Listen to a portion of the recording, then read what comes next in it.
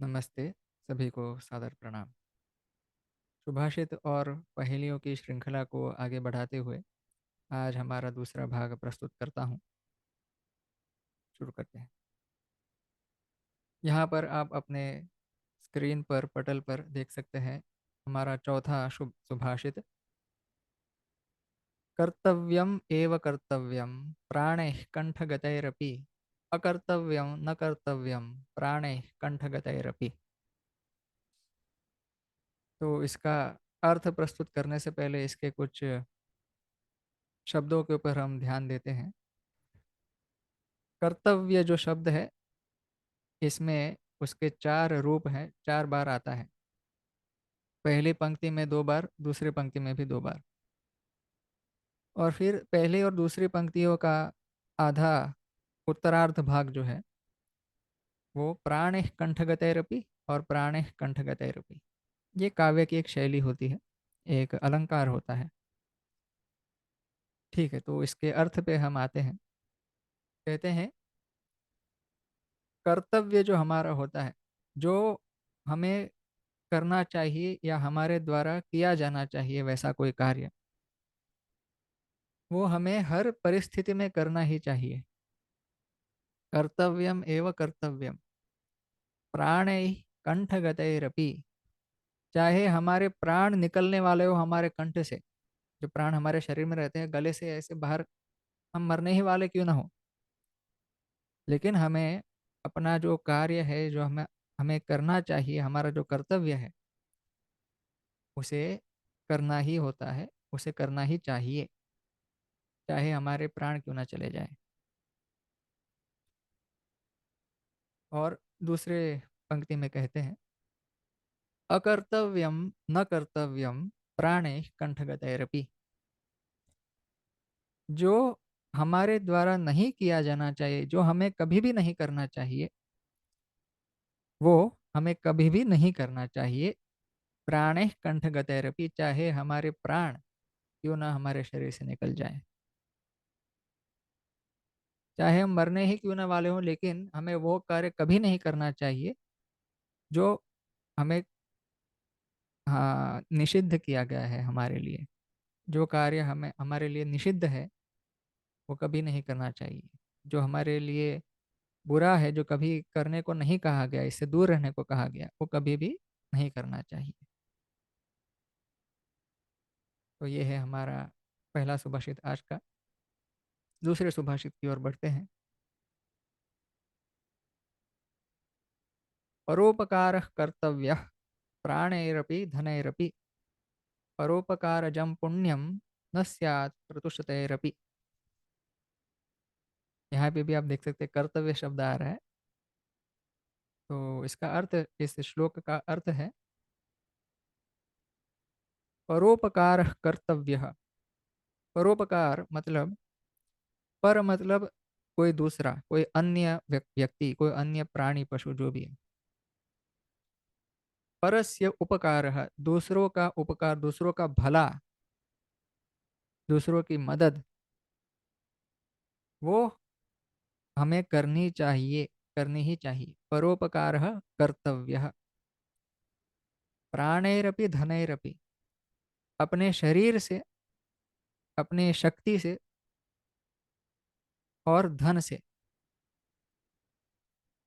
अपने शरीर से, अपने क्रियाओं से और अपने धन से भी, दोनों से हमें दूसरों की मदद, दूसरों का भला करना चाहिए।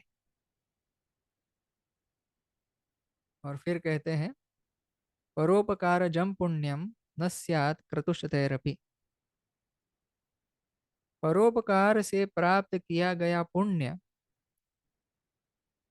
सैकड़ों यज्ञों से, सैकड़ों वैदिक क्रियाओं से भी प्राप्त नहीं किया जा सकता।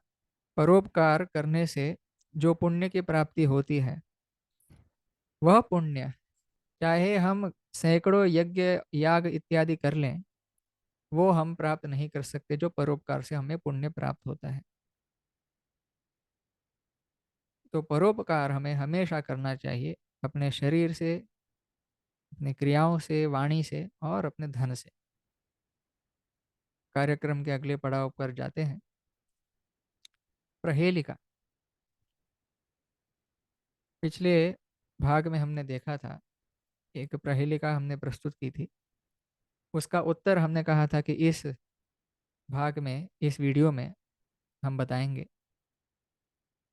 तो प्रहेलिका क्या थी? अपदो दूरगामी च साक्षरो न च पंडितः अमुख स्फुटवक्ता च यो जानाति स पंडितः। ऐसा कौन है जिसके पैर नहीं है लेकिन बहुत दूर तक जाता है, जो साक्षर है, अक्षरों का ज्ञान है लेकिन पंडित नहीं है? ऐसा कौन है जिसका मुख नहीं है लेकिन बहुत स्पष्ट बोलता है? कौन है यह? आशा करता हूँ आपने इसके ऊपर विचार किया होगा, और इसका उत्तर मैं अभी प्रस्तुत करता हूँ। उत्तर है पत्र। खत भी कहते हैं, इंग्लिश इंग्लिश में लेटर कहते हैं। जो पत्र होता है, जो खत होता है, उसके पैर तो नहीं होते लेकिन बहुत दूर तक जाता है। साक्षर होता है मतलब उसमें अक्षर होते हैं। साक्षर का यहाँ पे अर्थ हम लेते हैं जिसमें अक्षर पाए जाते हैं। तो और पत्र तो पंडित नहीं होता खुद। पत्र तो ये जानता नहीं कि उसमें क्या लिखा है। अमुख, उसका मुख नहीं होता लेकिन स्फुट वक्ता, बहुत स्पष्ट बोलता है, मतलब बहुत स्पष्ट तरह से अपना संदेश देता है वो।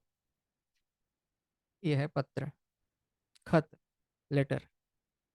तो आज की पहेली को हम प्रस्तुत करते हैं। ये पहेली इस प्रकार है।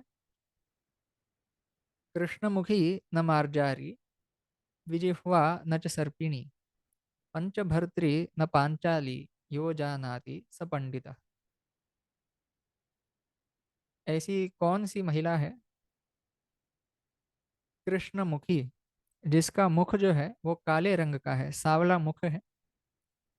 न मार्जारी, लेकिन वो बिल्ली नहीं है। ओके।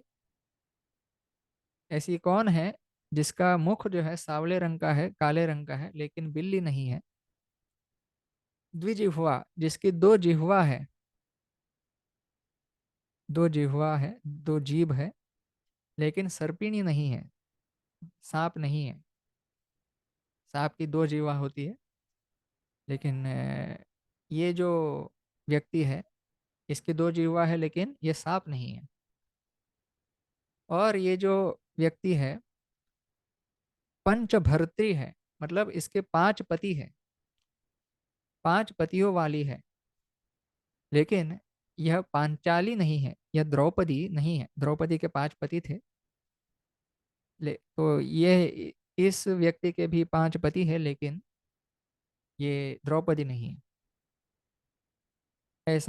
ऐसी कौन है? यो जानाति स पंडितः, जो भी इसे जानता है वो बहुत बुद्धिमान है। तो कृपया इसके ऊपर विचार कीजिए। पुनः एक बार दोहराता हूँ। ऐसी कौन है जिसका मुख काले रंग का है लेकिन बिल्ली नहीं है, जिसकी दो जिह्वा है लेकिन सांप नहीं है, जिसके पांच पति हैं लेकिन द्रौपदी नहीं है? यह कौन है? तो कृपया इसके ऊपर विचार करके अपने जो उत्तर होंगे उसे कमेंट में आप लिख सकते हैं। तो हम इसका उत्तर अगले वीडियो में प्रस्तुत करेंगे। बहुत बहुत धन्यवाद यह वीडियो देखने के लिए। आशा करता हूँ आपको यह पसंद आया होगा। प्रणाम।